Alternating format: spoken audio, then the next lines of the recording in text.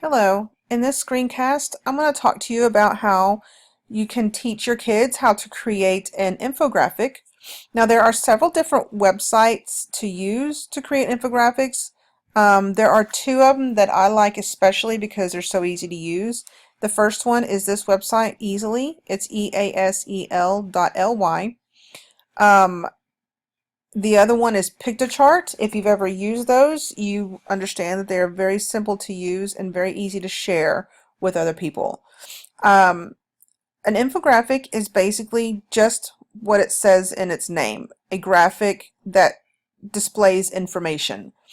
I've had my kids do some research and they have created an infographic to display their findings in their research, and they have come out wonderfully. These are templates that the Easel website gives you that you can use. But I usually just have my kids start from scratch. And I click on the start fresh. But the first thing you want them to do is to log in. And it's very easy, especially if you have the Chromebooks in your classroom, because you can log in. Let me just log out to show you how easy it is. You can log in with their Google. And if they have the Chromebooks are already logged into Google, so when you click on Google, they will already be logged in. It'll log them in automatically. And the same with Piktochart. It does the same thing. It's very quick and easy login. Now, once I'm logged in, it will save my infographic no matter how much I've worked on it. It'll save it on the website, and you can also share it and save it to your Google Drive. So I'm going to start fresh. I want my kids to start with a clean slate, a blank canvas, so to speak. And this is what it brings me. This is all just telling you what is available and where to find it. But I'm going to pretty much show you all of that now. So let me just kind of delete all of this so it's not there. So I have my clean canvas here. And the first thing I tell my kids is you want to find a background. So up here, very plainly labeled, is a tab that you can click on. It will bring you to a whole bunch of backgrounds. So there's several backgrounds to choose from. If you find one that you like, you just grab it, click on it, and drag it down to your canvas. And there it is. You can make it bigger, longer, whatever you want to do. If you don't like that one, take another one, drag it, it'll cover it up. It's very simple to use. Now, the next thing next to it is shapes. There are so many different shapes that you can use and add. Arrows, speech bubbles, whatever you want to do, and it's so easy. You just grab it and drag it. You can click on it and you can make it larger. You can also tilt it.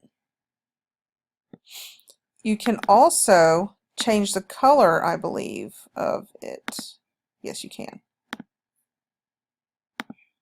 Okay. Also, you can add text. Now, these are the three different choices of text. The title obviously is going to come out like a title. Okay. And you can double click on it. You can highlight it. You can change the wording. You can align it to the center.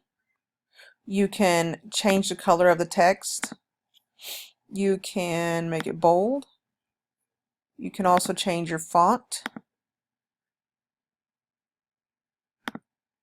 And you can change your font size.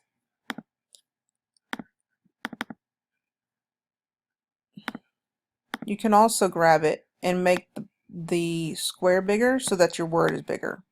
Okay. So there's text. If you wanted to add a body, you would click it and bring that down, and it gives you the opportunity or the availability to write like short paragraphs. Okay. You can upload charts. These charts are very interactive. If you want to create a pie chart, you can double click on that and you can change the color schemes that are in there. the labels for each one and their value. So when the person mouses over each of these, it will show them the information they have put in the actual chart.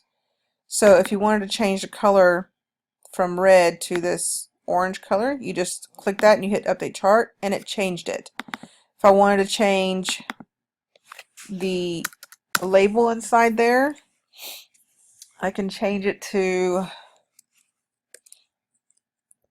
I'll just change it to orange because that's what we're doing as colors here. Change the value to 16 and then update chart, and it changes the size of my spot of that one section of the pie chart based on the number that I put in there. So it's a very great tool to use, and you can move that around, make it bigger, smaller, whatever you need to do. And so there's all kinds of charts in there that you can use that is the same way. You can also upload your own pictures.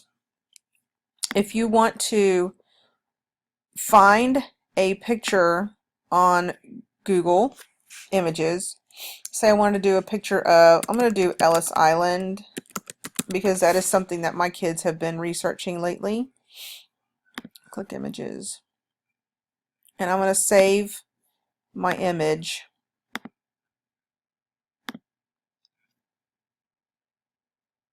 I'm just going to save it to my desktop for right now.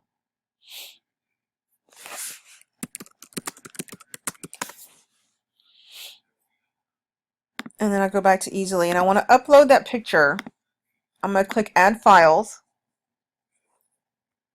And I'm going to find my picture and I'm going to click on it and it's going to upload it. And there it is. It's already on there. And I can make that bigger and smaller. I can also tilt it. It's that simple.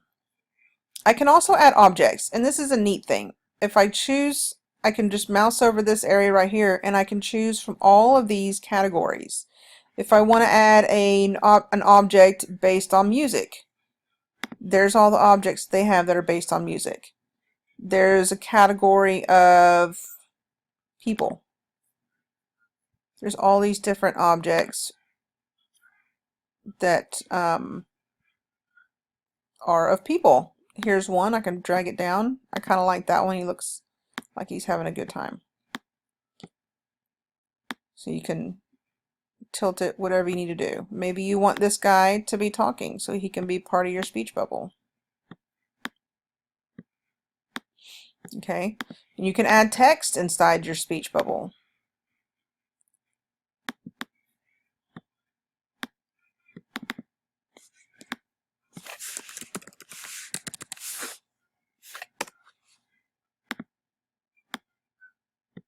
Okay.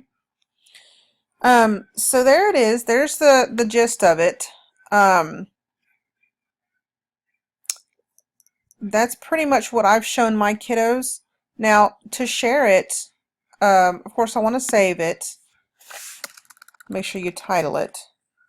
I'm going to title it Sample because it's just a sample to show how to use it. But I'm going to share it because I'm going to share it as a shareable link.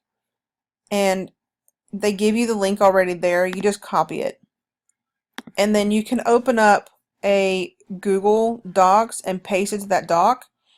And then just share it with all of your friends or all of your teachers or, you know, whoever you want to share it with. And they'll have access to this infographic that you've created, or the kids can share it with you and you can easily grade them just from your Google Drive that was shared with you, and click on each one.